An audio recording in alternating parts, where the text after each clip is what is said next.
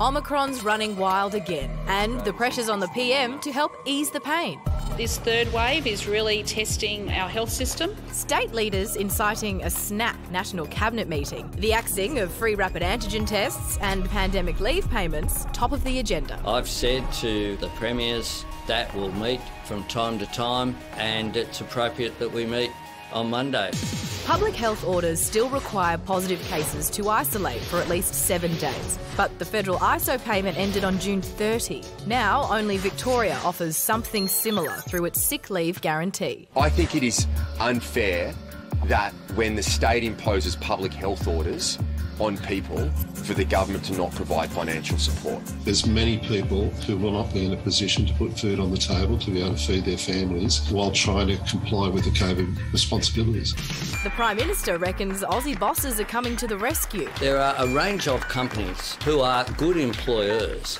The idea that no one is getting any sick leave at the moment, it is just not the case. But pressed on new federal government help, he's left the door slightly ajar. We'll give consideration to all of these issues, but we inherited these decisions, but we also inherited $1 trillion of debt. Thing is, even the opposition, who made the decisions and racked up the debt, now wants to see the payment return. We're using a decision that was made by the Morrison government over a year ago, before Omicron even existed, to justify the end of this payment. That doesn't make sense. Albo's also facing an internal revolt, with 2 rebel Labor backbenchers, who just happen to be doctors, joining the chorus of premiers. At some point in time, we have to recognise there is not the financial capacity to continue emergency payments forever. But as the numbers continue to rise, can we afford not to? Well, Dr Stephen Parnas is an emergency doctor and former Vice President of the Australian Medical Association. Good to see you, Stephen. From a health perspective, what happens if these payments don't come back? Well, Hamish, I think there's no doubt that that would lead to increased rates of virus transmission.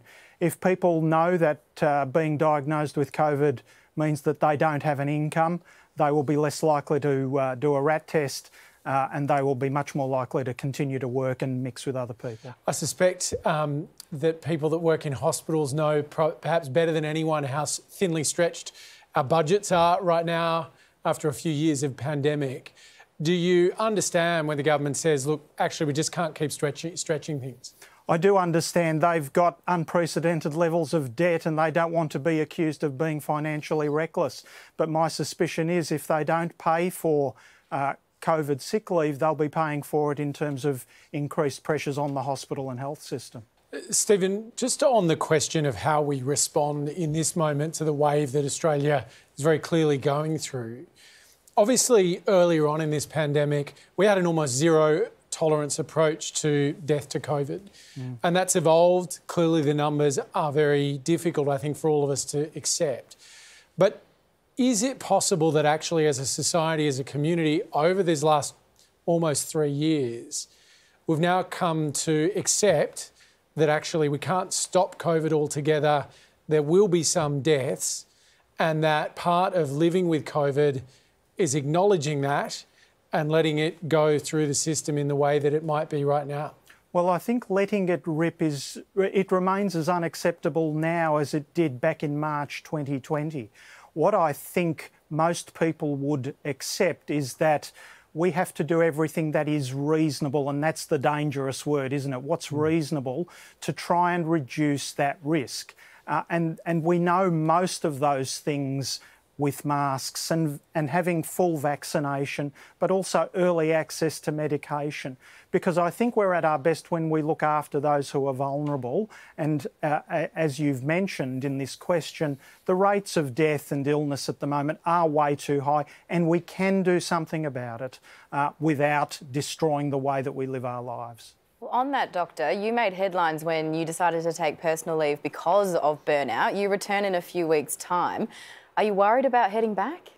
I have some trepidation, obviously, but I'm relishing the opportunity to go and help my colleagues who have helped me. And I have to say that in the aftermath of what I said in early May, the number of my colleagues who basically said, I'm feeling the same way, Steve, that really shocked me. And it's really brought about in myself and in my colleagues, I think, a determination to look after ourselves better this time so that we don't burn out, so that we can continue to provide care as it's needed.